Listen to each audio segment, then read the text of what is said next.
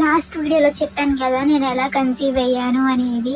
నా లైఫే మారిపోయింది కన్సీవ్ అయిన తర్వాత. ఒకప్పుడు మా బావ నన్ను అంత బాగా చూసుకునేవాడు. పాజిటివ్ అని వచ్చిన రోజు మా బావ అదే రోజు ఇంటర్వ్యూకి వెళ్ళాడు. ఇంటర్వ్యూ జాబ్ ఆల్సో వచ్చేసింది. నన్ను రెడీ అయ్యిరా మూవీకి వెళ్దామని చెప్పేసి అడిగాడు. నేను రెడీ అయ్యి వెళ్ళాను. వెళ్ళిన తర్వాత నన్ను అడుగుతున్నాడు ఏ మూవీకి వెళ్దాం. నాకు నేను ప్లాన్ చేసుకోలేదు. జవాన్ మూవీకి తీసుకెళ్ళాను నన్ను. అది ఆల్సో నా కోసం.